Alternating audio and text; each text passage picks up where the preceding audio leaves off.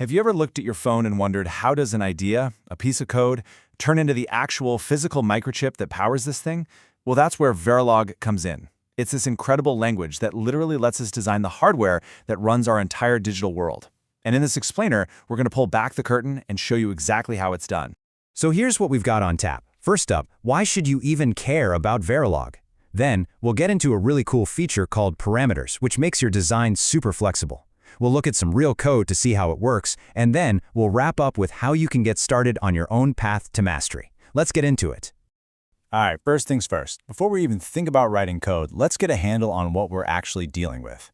What is Verilog, and why is it so foundational for pretty much all modern electronics? Let's dive in. Okay, so this is absolutely the most important thing to get your head around. Verilog is not like Python or Java. You're not just writing software instructions for a computer to follow. No, you are literally, and I mean literally, describing hardware. Think about it this way. A line of code you write can turn into thousands of actual physical transistors and wires on a chip. You're not programming the machine, you're building the blueprint for the machine itself. It's a total paradigm shift. And that, right there, is why it's the standard for the entire industry. I mean, modern chips have billions of transistors. Can you imagine trying to draw that out by hand? It's completely impossible. So, instead, engineers rely on these super powerful computer-aided design tools, CAD tools. And Verilog? That's the language we speak to tell those CAD tools exactly what we want them to build. It's our instruction manual for creating silicon. Okay, let's get into one of the most powerful and, frankly, game-changing concepts in Verilog: parameters. This is the secret sauce for building flexible, reusable blueprints. So check this out. On the left, you've got what we call a hard-coded design. It's rigid. See that data bus? It's stuck at 8 bits.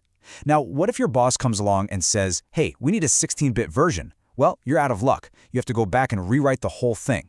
But now look at the right. By using a simple parameter called width, we've turned it into a flexible template. Suddenly, you can create an 8-bit, a 16-bit, a 32-bit, whatever you want bit adder just by changing one number. That's not just convenient, it's smart design. So, you're probably thinking, okay, that's cool, but how do I actually do that? Well, it all comes down to some really simple syntax. Let's break down that parameter keyword.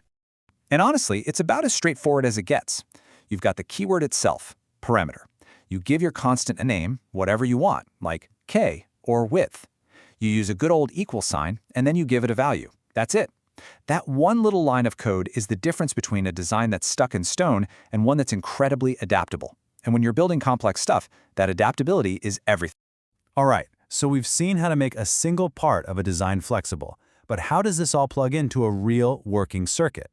Let's take what we've learned and apply it to something called sequential logic.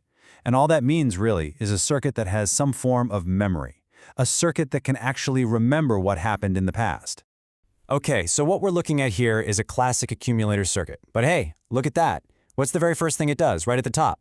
It uses those parameter keywords we were just talking about, see? Before we've even gotten into the nitty-gritty logic, the designer has already made it flexible by defining the data widths. That's putting good practice into, well, practice. Now this little chunk of code, this is the absolute heart of the circuit. This is where the magic of memory happens in Verilog.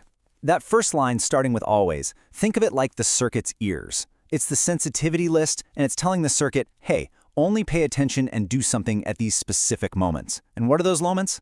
The pose edge, or the rising edge of the clock signal, and the neg edge, or falling edge of the reset. The logic inside only wakes up and acts at those precise times. Okay, hold on a second. Do you see that weird little operator? The less than equals sign? If you've done any other kind of coding, your brain is probably screaming less than or equal to. But you've got to unlearn that right now. Because in the world of sequential Verilog, that little symbol means something completely different. And it's incredibly important.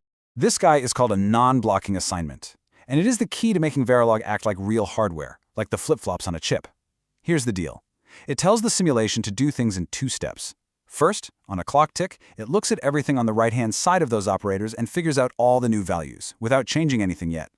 Then, once all the calculations are done, it updates everything on the left-hand side all at the same time. It's a genius way to make sure everything happens in lockstep, which completely avoids a nasty kind of bug called a race condition. And here is the payoff. This is a timing simulation, and it's how we prove our design actually works. It's like an EKG for our circuit.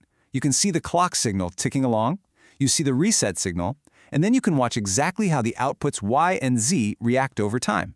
And look closely. See how they only change state right after that rising edge of the clock? That's it. That's the proof.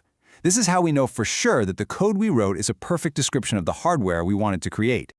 So, we've gone through some of the core ideas in Verilog. You've seen the syntax, you've seen an example. The big question now is, okay, what's next? How do you take this from just watching an explainer to actually building things? Well, I think it boils down to 3 simple, crucial steps. Number 1, get the tools. You don't have to spend a dime. Major companies like Altera give away free web editions of their professional software. Number 2, simulate everything. Seriously, think of the simulator as your digital lab. It's where you test, break, and fix things for free before it becomes an expensive piece of silicon. And number 3, and this is the big one, practice. You got to tackle problems. Just like learning a spoken language, you only get fluent by actually using it to build things and solve puzzles. So there you have it. You now have the fundamental building blocks to start describing your own digital ideas in code. The accumulator circuit we looked at, it counts down. So what are you going to build first? Maybe a counter that goes up? How about a controller for a traffic light?